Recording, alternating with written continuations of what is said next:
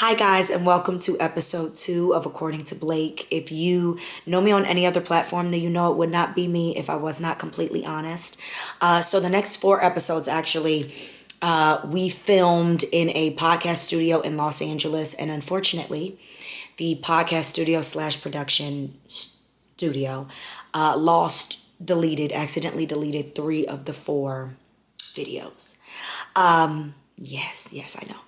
We have tried everything. We've tried data recovery. We've tried all of the things. It has been to no avail. But we do have the audio, so I'm so excited. I am bummed because Dana is so beautiful. She's so fabulous. We feed off of each other's energy so well. So I am a little sad, but that's okay. We're moving forward. One day I will make a podcast episode about starting a podcast. Because the things that I'm learning about myself, if you listen to episode 1 and you will listen to this one, I say yep and yeah a lot. I'm a very engaged listener. That doesn't necessarily land the best in podcasting. So expect a lot of yeps and yes for the next 4 episodes. And then going forward, as we continue to record, I promise I will be a little less engaged, at least verbally less engaged with the affirmations. But I love my people and I agree with the things that they say. Anyway, thank you guys so much for being here. Dana is incredible, and I know that you guys will love this episode just as much as I do. Love y'all. Keep listening. What's up, everybody? Welcome back to According to Blake. Today's guest, I feel like we've been friends forever, even though we're just mutuals on socials. She is a model turned content creator, all around badass. You probably know her as Dana Isabella. I am so excited to have Dana Patterson here on the pod today. So you know I adore you. I adore you. You are quite fabulous. Stop. So are you. I'm so happy that we're here. I know. I'm so honored to be here. Girl, when I was thinking around people, your name came up almost like... It was very much first round draft pick. So I did not realize you have been in this for 15 years. Isn't it insane? How have you sustained doing this for 15 years? Not well. I am in therapy and on psychiatric Aren't we all? medication. I'm about to get on the meds. We'll discuss. I'm so off camera. I'm about to get on the meds. Oh, I'm so happy for you. Mine is so recent. I keep thinking I can do it alone. Me too. I can just raw dog and it. Like, I got this. It's not really an option I'm like, for me I can anymore. Just work. I genuinely don't think that I could be working any harder than I am currently. No, and we shouldn't. No, and that's a whole other thing. I mean, late stage capitalism has us effed up. So you've had... Am I allowed to cuss? Yes. Okay, I cuss a little. Okay, so 15 years. Yes, 15 years. So I got scouted by Ford, yeah. like freshly 18. And I thought it was a joke. Like genuinely, I thought I was being pranked. I did not think that it was you serious. Were not being punked. Yeah, but I was not. Okay. So went to New York. Incredible person who scouted me, was helpful in figuring everything out because I was like a baby. Yeah. And I intended on going to college and playing volleyball. I had all these things that I wanted to do, but I was burnt out because I've been playing volleyball since I was 6. And my body was already feeling like a you know, if you know, you know. Yep. The knees, man, the knees. It starts with the knees. Oh, yes, it really does. A little crunchy action. But I was like, you know what? I have this opportunity and I'm only this young one. I can always come back and go to school. I can always decide to go back and play volleyball or play in Europe or do something else and pivot. It's like, I need to do this now. Yep. And thankfully, my parents were so supportive. I give so much credit to them. I'm so blessed. We love supportive parents. Same. And immensely privileged. Yep. And so they were so supportive. They were like, go, let's do this. Like, live your dream. Because I had always been so into fashion and beauty. Yeah. And I used to study. Do you remember fashion TV? Did you watch fashion TV at all? No. Classic. Go on YouTube, look up some fashion TV, some education for the kids. Okay. I used to watch runway shows all day. Okay. And I used to study paparazzi photos of Mary-Kate, Lindsay, Hillary, and Paris, of course. That was an era. All my favorite video vixens. I was just obsessed with fashion. And I just never thought I'd have a place in it as a plus-size person because nothing came in my size. So I just thought that was never going to be me. And so when I got scouted, I was like, this is my time. So that's kind of how I got started. And then I went from New York, moved to LA. Yep. I was briefly in Miami. What was the impetus for the New York to LA move? So many things. So I think I was just too young to live in New York. I get that. At the time. There was also just a lot going on with my health. I was dealing with serious like ED issues already. When you get into an environment like that, if you've struggled with disordered eating, your body image your whole life, it's just so exacerbated in that moment. And so I ended up wanting to come to LA because most of my family is here. My mom's born and raised from LA. So I had a little bit more of like there was a village here. Yes, which I did not have in New York. Yep. Lucy, who was the one who scouted me, also a model, incredible Well, now she's a professional runner. She's amazing. Oh, wow. Okay. A huge shout outs to her. She was obviously like my only friend in New York, and I was just too young. So that was kind of the reason that I ended up leaving. It was just too much for me. I was really depressed. And also at the time, Ford had closed their entire commercial and lifestyle division because they went bankrupt during that period. They kind of had to gut everything. So I was like, well, where am I supposed to go? I was like, I guess I need to pivot. So went to LA, signed with Wilhelmina, and that's how I ended up here. And I've been here now for over 10 years, which is crazy. I know that you mentioned one of the reasons you left was, of course, you were already dealing with the ED issues. When did that start? Honestly, I feel like since childhood, you know, obviously diet culture and body image issues are so ingrained in us systemically and societally. Even with my parents growing up, we were always on diets, dealing with so many body image things. That was definitely passed down to me as a kid. I also was severely bullied in school for my weight constantly. It was just brutal. And so I kind of had struggled with that my entire life, and getting into modeling, it just got so much worse. So I would say that it started then. You know, high school was difficult. I ended up getting a manager between Ford and Wilhelmina, who had told me that if I could just lose 60 pounds, I could be a supermodel. And at the time, just lose 60 pounds. It's so interesting because at that age, you're like, okay, maybe 60 pounds. I was like, I can do that. 60 pounds is a lot. It's a lot of weight. People don't even realize that is a lot of weight to lose. It is a ton. And at the time, I was already at my smallest, and I've always been like a curvy, plus size, thick bitch. Always. And so it was just an impossible feat almost, but I was like, I can do it. I'm a very ambitious, very, you know, hardworking bitch. So I was like, I can get that done, because at the time too, plus size modeling was not very mainstream. What it is now was not even close to what it was then. Well, I was watching old episodes of America's Next Top Model, and I cannot believe how big they made Takara seem. Insane. When I look at her now, I'm like, there is no, people were like, she is huge. I was like, when you watch it now, I'm like, she was an 8'10". It was maybe. It was horrifying. And at the time that I started, I was an 8'10". Crazy. And so I obviously loved being a plus size model, but at the time I was modeling for brands that I wasn't super excited about. I wanted to do more fashion things. I wanted to be more editorial. So I was like, this is my chance. Because again, you know, the brands that you were working with for like the Lane Bryants of the world, no shade to the Lane Bryants. They serve a purpose. They are great. My mom shops there. Love a good Lane Bryant basic. Of course. I was 18. I wanted to be hot, sexy, fun. Like I was like, I want to be like Victoria's Secret model, like bouncing on the runway, enjoying these cheeks while Didn't we all? Didn't we all? Even the girls that weren't signed like me. I wanted to be in them wings so bad. So badly. And I have so many thoughts on Victoria's Secret and all of that, because I still like putting it out there. I'm like, I would love to walk for Victoria's Secret. Like, I feel like I would eat that up. But yeah, so that's kind of how all of that started. But I ended up falling into a really deep hole of over exercising and under eating. Like I would be going for a run in the morning and then doing like a 2-hour hot yoga class and then going to the gym at night. You will pass out. And I did. I did. Pass out. Oh yeah. I was like, I got this. Like, it's no worries. I thought, you know, this is good for my body. It's healthy to be moving. And that's when I kind of discovered the importance of balance. Oh yeah. So that was when I had to I was forced into recovery for my ED. Like I could not continue the way that I was continuing. I was also, you know, kind of using raw veganism. Do you remember raw vegan shit? Do you remember Freely the Banana Girl? Oh, do I? We've all tried it. We all tried it. We were all like, oh, it's totally fine to eat 30 mangoes in one sitting.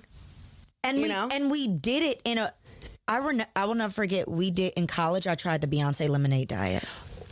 I think we all did. The maple sugar, the cleanse. It wasn't it the master cleanse? Pain. And I love Beyonce. And I'm like, but I don't have the self-restraint, nor do I want to. No. And like you, I'm working through them very disordered eating habits. It's systemically and societally ingrained in us. Oh, it's so normalized. And especially in the industry that we work in. It's like you'll be at, you know, industry dinners, work events, and people are saying these things that you would never say like out in other situations about, you know, thinness and eating, or like, oh, I've only, you know, had a cigarette and a coffee today. And it's very normalized in our industry. It is. And so that also makes it incredibly difficult. So I absolutely understand. But what has your journey been like with your own disordered eating? I mean, it's the same thing. I was actually recently on a podcast, and I think that women see us and they're like, you know, they admire us and they all these things, and they don't realize, like, this is exactly what I said on the podcast. I was like, I am not above the body image issues that people have. Like, it has hit me too. Like, I grew up Black parents. First thing they're going to say when you come, it's like, oh, you have put on some pounds. Like, you know what I'm saying? Like, it is. So I just have very,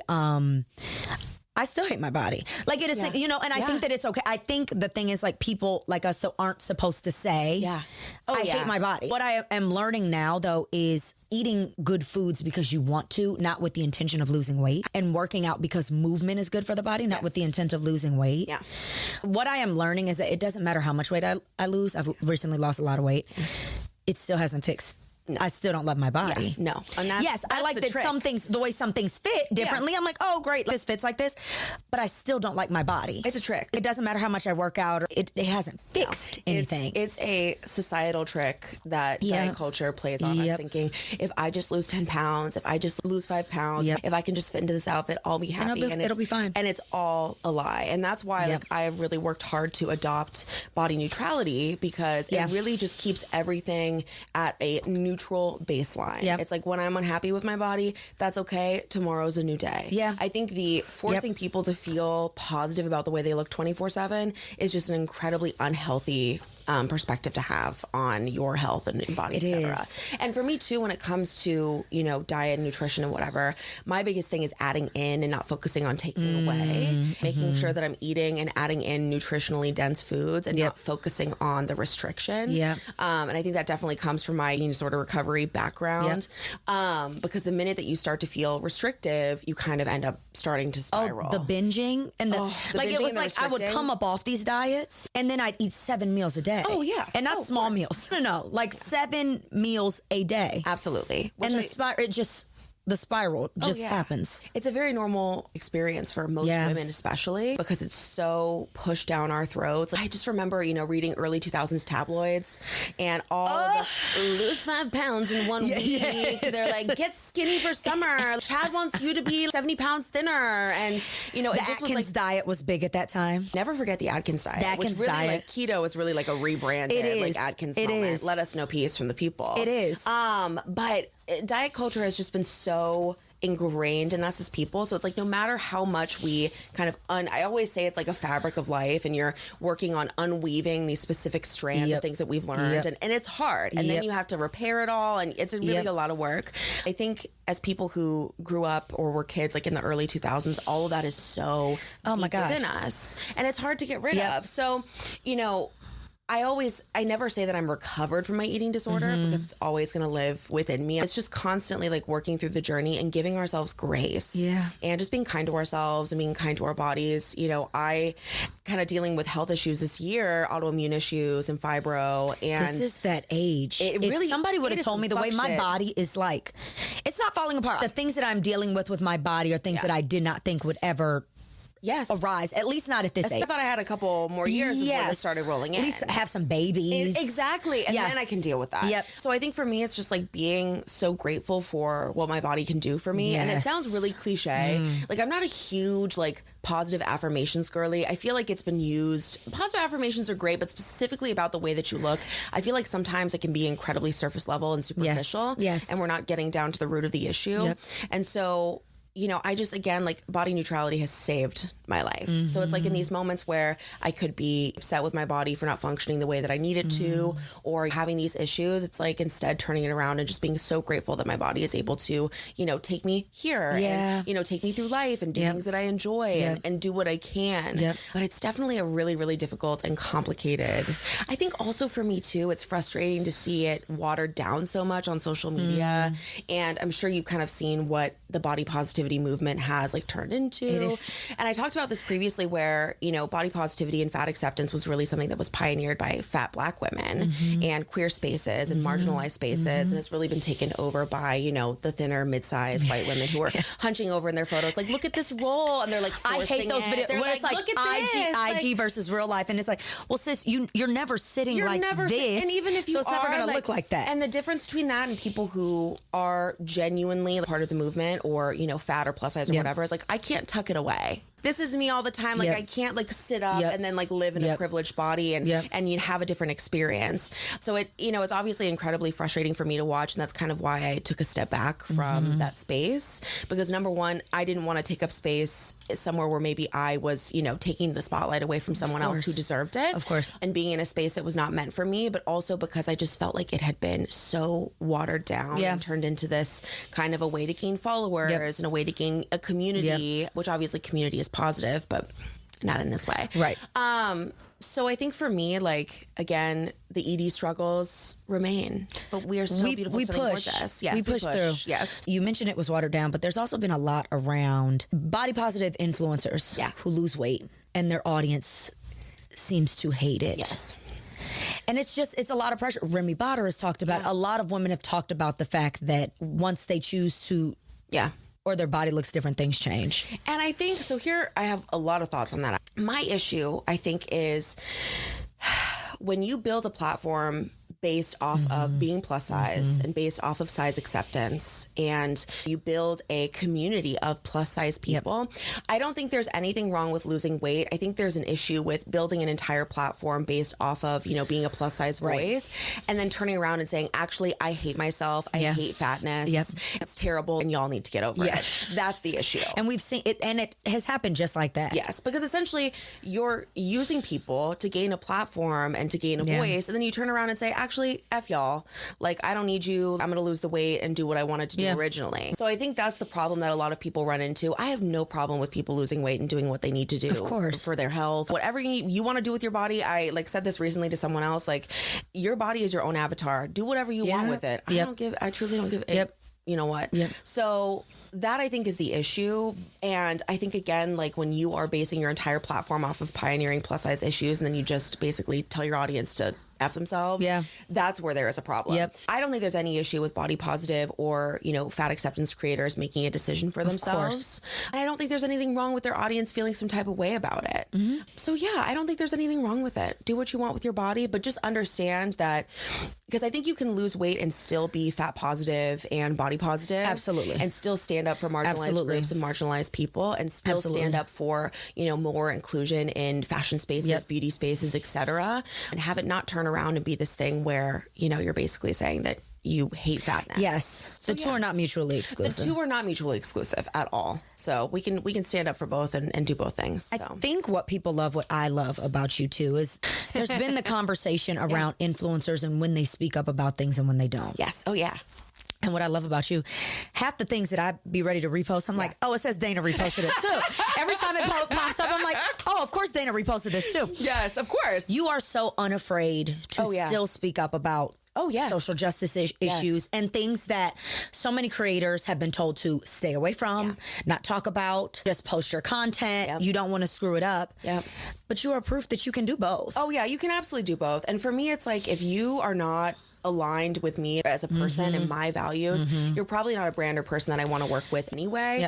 And, you know, obviously it's delicate, but for me, as someone with a platform, because again, you have a community of diverse people. So it's like, I have a community of all kinds of people from all walks of life. And it's my duty as someone who has a platform and the privilege of having a platform to speak about social issues. Because people, you know, will tell me like, well, you're a beauty creator or you're a fashion creator or lifestyle, whatever. You don't need to talk about that, or you shouldn't be talking about that. But I think it's completely the opposite. I agree. You know, we're cultural curators. We're, you know, tastemakers in our industry, but we, again, have a lot of eyes on us. And I think we would be doing a disservice to ourselves and our community to not stand up for people who are voiceless. Agreed. And people in marginalized spaces. Agreed.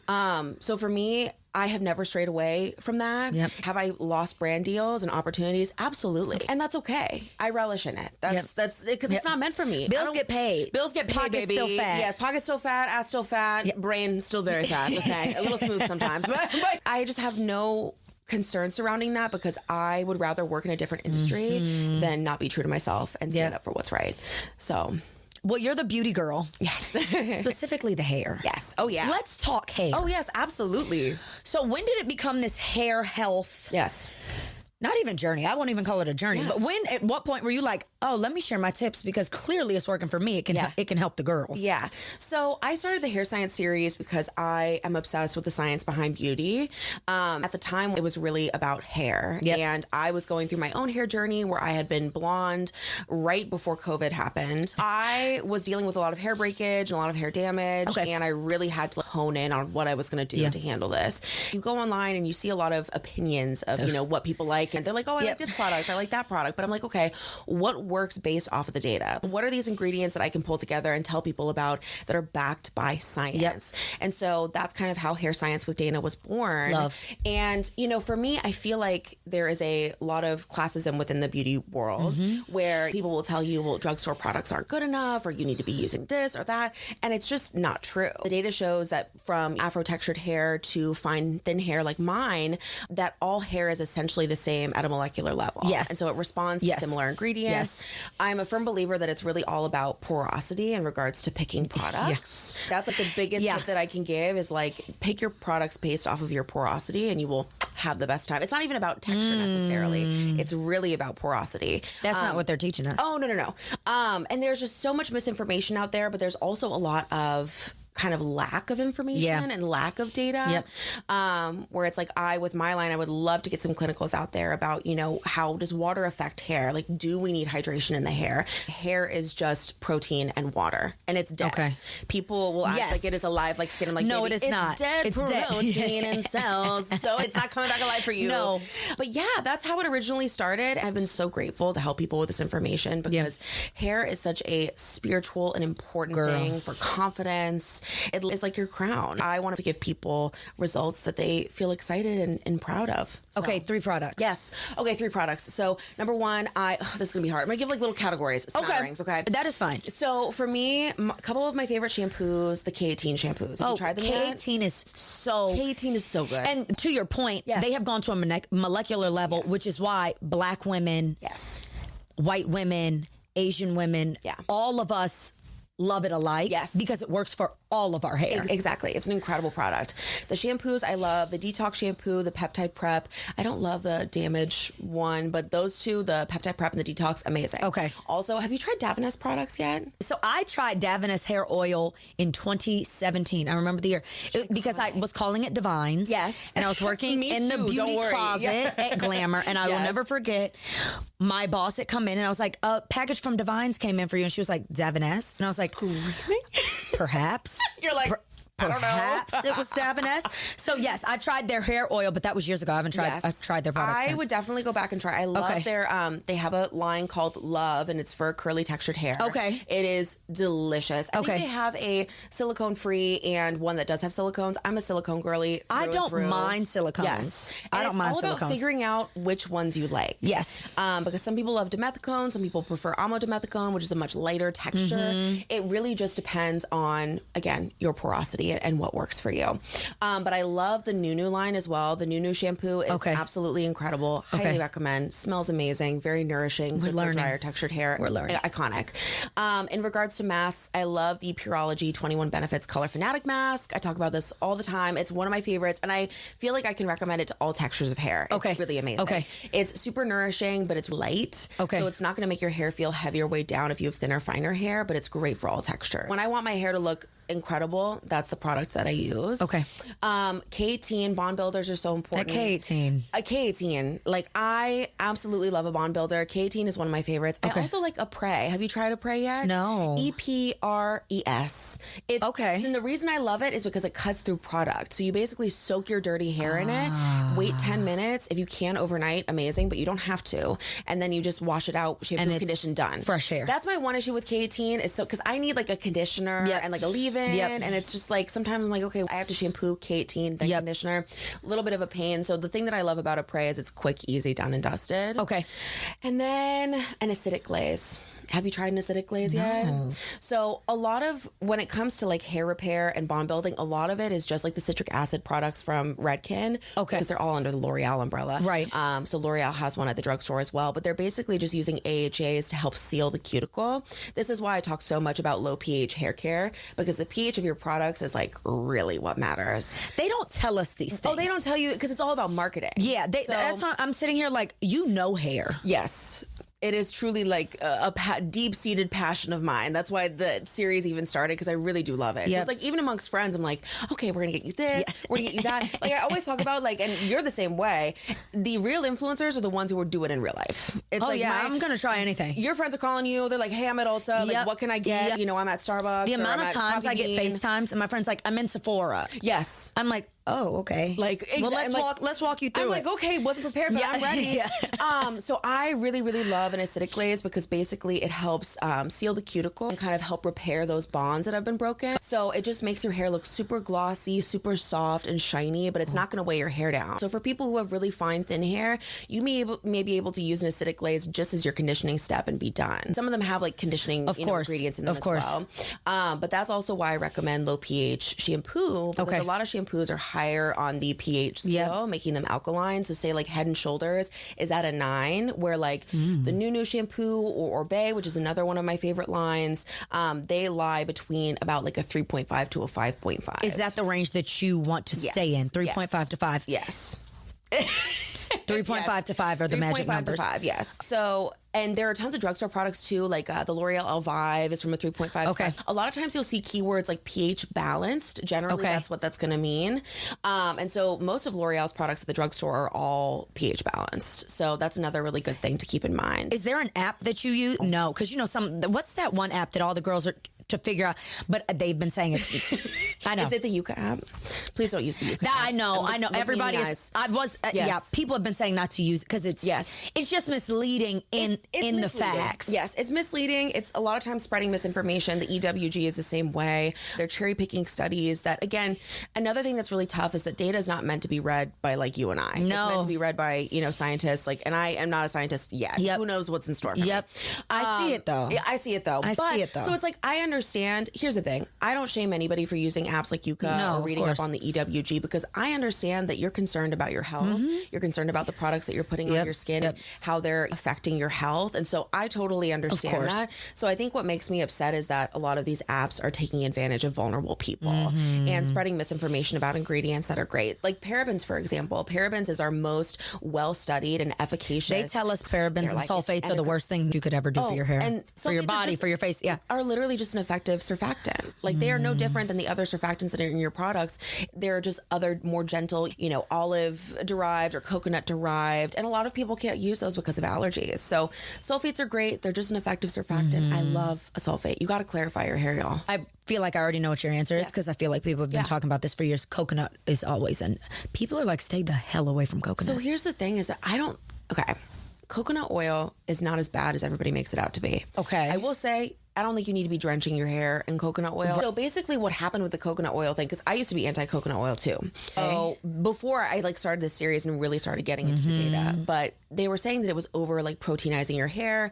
That's a discussion for another time. It's really hard with modern products to over protein your hair these days, because generally there are already ingredients that help rinse it away. It's not really going to remain on the hair like that. Coconut oil is actually really beneficial for damaged hair. And so having it in an ingredient deck is great. I never recommend that people use stuff from their kitchen. And I get it. And I get it. And culturally, I know in Ayurveda, they're using a lot of different oils and products. Totally fine. Do whatever works for you. I am not the master of all things. Of course. But coconut oil in a formulation is great. It can help bind to damaged areas of the hair and help protect and repair that hair. So I wouldn't say that it's the worst ingredient ever. I just wouldn't go and take coconut oil and, and then just slather it on the hair. Needs to be done. I do want to circle back really quick to something you just said.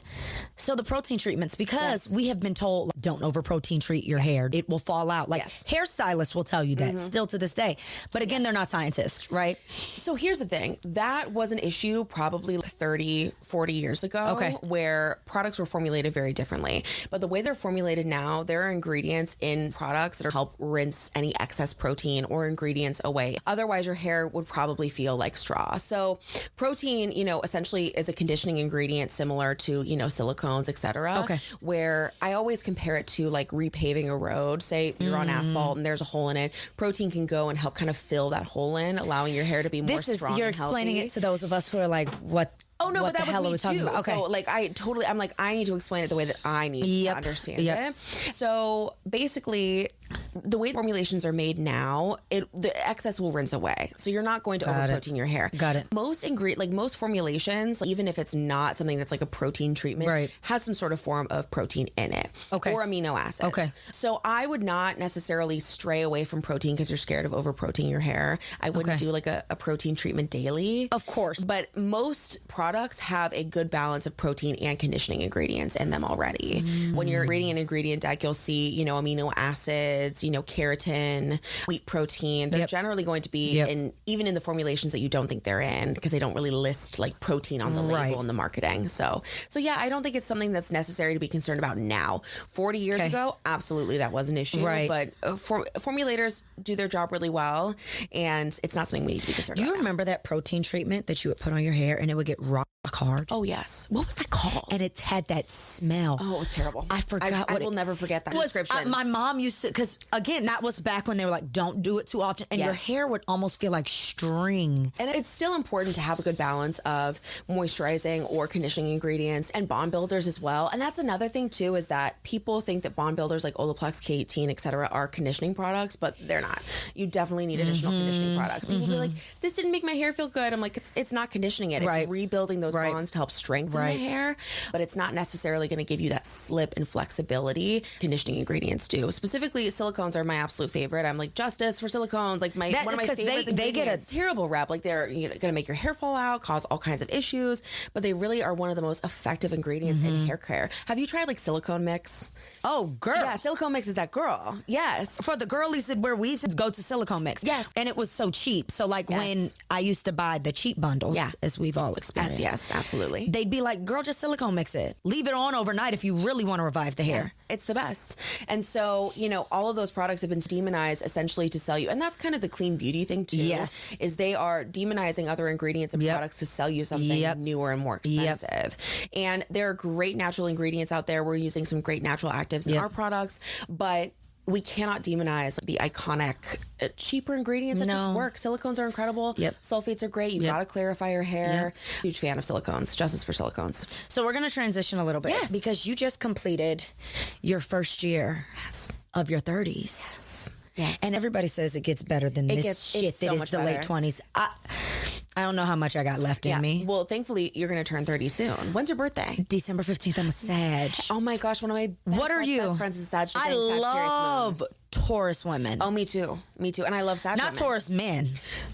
Sometimes I don't really. The thing is, what I've realized is there's like no sign of man. I've never heard anybody be like, I love a blank man. A blank man. No. You can't love men. I always say this. I say I fear it is the man part and not the astrological sign. It's just the fact that they're men. I too had a bad experience with a Taurus sun man. Never. With my same birthday too. Terrifying. Yeah. Are you okay? Oh, never. First of all, why would you ask? I'm like, are you okay? I'm just like the amount of therapy bills. Oh, the therapy bills. My worst was a Gemini though. Gemini sun. Mine was a Pisces. Oh, I also had a bad experience with the Pisces too. Again, I fear that it's the man part. It is the man part. It's because we have listed 3 different signs of men. Yes. Yeah. So, yes. What has this first year of your 30s taught you? Oh my gosh. Honestly, I remember turning 30. I was so nervous about it because I was like, I just feel like I hadn't accomplished enough. And people kind of scare you about turning 30. Yeah. Let me tell you, it's been the best ever. The 30s are amazing. I feel like your 20s are, at least for me, I don't want to project, but traumatizing, character building, really hard. Yes. A lot of it, I was broke, it's like really, really just like building, learning, falling in love, having my heart broken, going through a lot of trauma. My 30s has been really, really happy, really stable, just full of joy, great friends. I have the most incredible group of women around me that I'm so grateful for. It took me going through my 20s and weeding out the ones who were not supportive of me and not quality friends. The 20s? They're really rough on the friendships. Really rough on the friendships. No one prepares you. The friend breakups. The friend breakups, way more painful than any man. I'm like, they stay with you longer, I found. Absolutely. The man thing, And I think it's because we hyperfixate on healing from men. Yes. And not healing from friend breakups. Oh my gosh, the friend breakups are so tough because you have like such a true bond. I feel like men can love bomb you, but women, it's like you truly have this incredible bond with your friends. That was definitely a hard part of my 20s, but now I have the most rock solid, incredible group of women around me, and I'm so grateful. But honestly, for me, it's like I'm in therapy.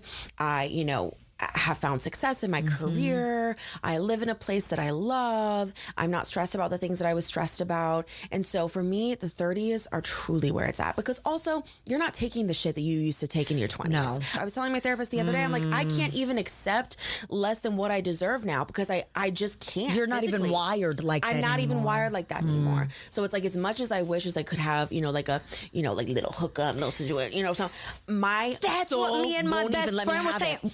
Just for the plot. Just for the plot. I like, can't just even for the do lore. shit for the plot anymore. I can't even do shit for the lore. It is upsetting to my spirit, truly, because I'm just like, my mind does not even let me do it anymore. All I can hear is like, you don't deserve this. You're accepting less than you deserve. And I just can't do it. But I feel like so firm. I only hear stories like yours about how beautiful the 30s were from the people who saw their 20s and said, I don't want to do this. Yes. I feel like the only people I see who have this beautiful transition like you have are the ones that were like, so the things that I was doing here, I can't do anymore. Absolutely. The things I was accepting, I can't accept anymore. We did what we were supposed to do, which was learn in our 20s and grow.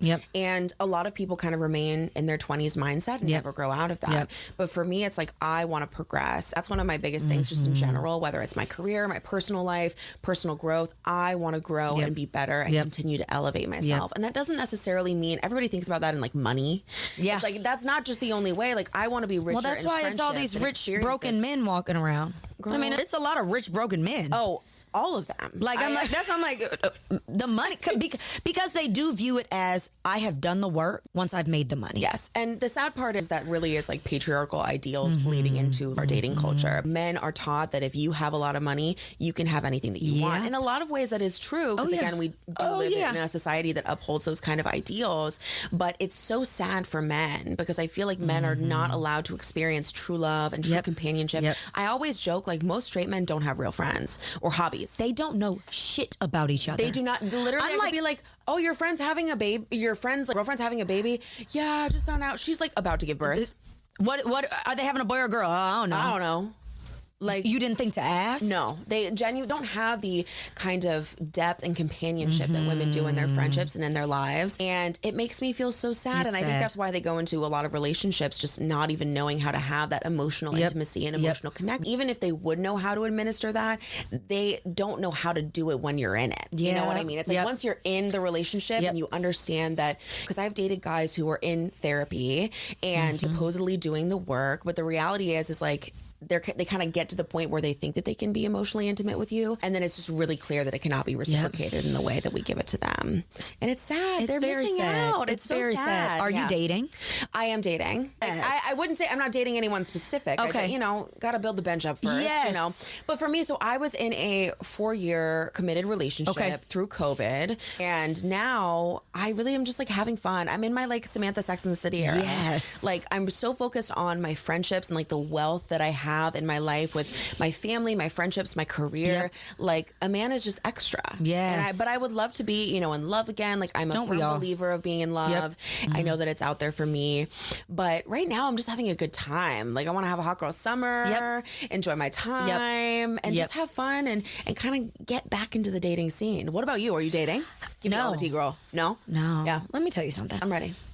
I got one more heartbreak in me before I end up in prison. I'll pull up with you. This is what I will say. I was in this situationship in COVID. Oof. And then once I got over it, I was like, oh, I'm healed. Yeah. Just for the universe, God, whatever one believes in, to send me the worst man on earth. No. And what I think it is, I think that he was sent because I had not done as much healing as I thought I had. And I needed something to mirror just how badly I needed to work on the love that I had for self and the lack of boundaries that I had with men. And now that I am fully recovered from the worst man on earth, I'm like you. You have this much wiggle room with me to do, because I know what the red flags look like. And I'm not going back. We know too much now. It's like, there's no too much. It. There's no unseeing it. So now I'm just really like, what I loved, I'm the same way. Like, I grew up seeing love. My parents have been married for years. Love like it. they, the pressure from them is coming too. Yes, totally but get that. I'm like you. I have such wonderful friends who show up for me in ways that I could not imagine a man not showing up for me, because my friends have set the bar so high, which kind of brings me to my next point, because I know that you have a great view on this. The term girl's girl. Oh. Yeah. I recently saw videos, I'm sure you have, of, by this point, we'll probably be about a month out from when people see this. But that video of the woman who recorded the man allegedly cheating on his wife on the plane. Oh, yes. And there's this culture right now of these women outing these men and saying, girl, you need to, if this is your husband, in the name of friendship and sisterhood and being a girl's girl. Yeah. And it is ruining women's lives. We don't know these women. They don't come and talk to us. Yeah. They don't make TikToks in response. But we can only imagine how it must feel to find out with 5 million others that your husband is cheating on you. And I think that the term girl's girl is it's been hijacked. Oh, yeah. And it is not what it once was. No, not even close. I think, unfortunately, TikTok culture waters down everything. Even the word gatekeep. I'm like, y'all don't understand what that even means, but go off. I think in regards to the girl's girl culture, the reality is we know these decisions are made rashly. They post this stuff online for virality. They know that it's going to go viral. It's not... Sometimes I think genuinely it's for the benefit of them trying to figure out who it is to help, tell the woman. But at the same time, I just cannot imagine being a woman on the other side of that. It's like, we already know that men are embarrassing. I don't need to be extra embarrassed with an asterisk by 5 million other people on TikTok. And I think there is, in our culture right now, such a desperation for virality that people don't even take a second to think about how their actions are affecting other people. The term girl's girl, I also say, like, I want to be a girl's girl, but some of you bitches are dumb. Like, saying that with love. Like, I love women. I am a rider for women. But, like, some of y'all, I don't support all women. Some of y'all bitches are dumb.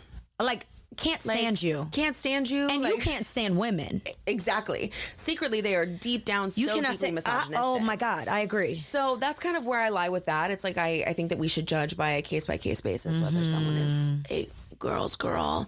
But I think it's absolutely horrific what's kind of going on TikTok. Again, I just feel like our society has made a very concerning shift to being so desperate for virality. And with things like TikTok, it's so accessible to everyone. And it's scary and sad. I hope that woman is okay who was married to that They found her name. They posted her and their kids on TikTok. I didn't know this. I just simply couldn't fathom. And the fact that, and that's the other thing too, leave the kids out of it. I just cannot imagine posting someone's kids publicly online like that, thinking that you're doing something. It's all like self-serving. It's it's like self-serving justice where, you think that you're helping, but the reality is it's just because you want a gold star. And this woman, the really smart girl, refuted it. And she was saying, if it was really for that, you would have deleted the video by now. She knows. That's exactly. She knows. God knows how much money she's making off of that video through the creator program, etc. I'm like, is that getting donated to her for her divorce fees? Of course not. Yeah. But it's even if she wanted to stay, that's her business. Yeah. Exactly. 110%. And now she has to walk around with, this information following her for the rest of her life. People don't think about digital footprint anymore. No. Either. Start thinking about it. Please. Okay? Please. Start really grinding the gears there, because it's concerning. I just can't imagine what she's going, and her kids, like when they go to school, I don't know how old they are, but it's like going to school and having to deal with that. Like, I just can't even imagine. It's horrific. It's not a girl's girl, whatever the hell y'all think that means. No, it is not a girl's girl. You're secretly a bad person. You're awful. Just a PSA. You're awful. Actually suck. You're awful. You're okay. First. So you told me something when you first got here. Yes. And by this time, it'll be you're launching your own podcast. Yes. Please tell us or what you are willing to share about it. Oh, yes. So basically, I kind of came up with this phrase called gossip saves lives through my ex-boyfriend. So long story short, we had found out that my ex had multiple other girlfriends. Oh, and I had no idea. How do they have time? That was the thing. But I had said like gossip really does save lives. And I was like this and this. And I was like, this is what I need to name the podcast. So I decided to name the podcast Gossip Saves Lives because in general, I love gossip that has name. been so villainized. It has. Because it's, people are being misogynistic because women have literally saved their own lives through gossiping, whether it's, hearing about a shitty guy, whether it's, I always talk about like sharing doctor referrals, skincare or hair care or health stuff. Gossip truly saves lives. So I would love to bring us from villainizing gossip to celebrating it because I truly believe that it is a lost art that we need to bring back. So that's, and honestly, with that name. Thank you so much. And for me, I just wanted a platform to yap. I like love a long form yap, and I feel like people don't get to see my personality or hear my real, unhinged thoughts via like a TikTok or Instagram or whatever. So it was time for me to start the podcast. I'm so excited because I have a wealth of people to pull from who are experts in their fields to save lives through their gossip. I'm so excited to bring it to the people. The first episode is going to go live next month, so I'm really excited. Can't wait to have you on. Which by the time this comes out, it's either out or it comes out this month. Yes. So we'll make sure that you guys have all the info and handles and everything. But I am just so unbelievably excited. It's going to be so fun. And for me, it's just like community. I'm so big on community, and I feel like a podcast is a perfect place to share my incredible community with all of you guys. And so I'm so grateful to be able to do that and have the platform to do so. I'm so excited for you. Thank you so much. I appreciate you. Okay, as we wrap up, your pod. why? Thank you. This is, as we were discussing earlier, this shit is. It is hard. Nobody talks about how unbelievably hard it is. I thought I'd just be able to like record on a mic and just like upload it. This is an expensive, hard task. It really is. It really is. So it's not loving it. So this is called According to Blake, as you know. Love, yes. But we have a segment at the end of everything called According to Dana. Amazing. So I'm ready. According to Dana. Yes. Because I know you got your start on Tumblr. Yes, I did. Tumblr, Instagram, or TikTok. Tumblr.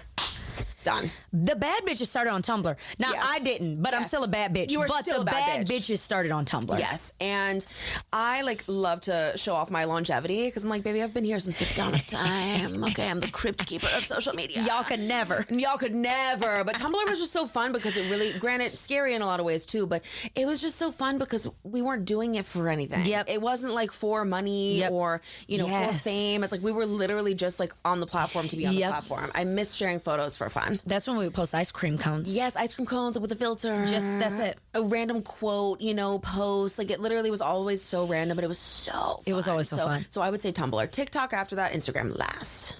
Yeah. It's the worst. Okay. A blowout. Okay. Or barrel curls with a curling iron. Ooh. I would say a blowout, but only because my stylist gives me something that kind of looks like a barrel curl. I am not good at curling my own hair, so I feel like I would say a blowout. A blowout, okay. Yeah. Going out or staying in? Staying in. Yeah, seriously. I'm a both, but like I need like 2 weeks of recovery after going out for a weekend. Hangovers?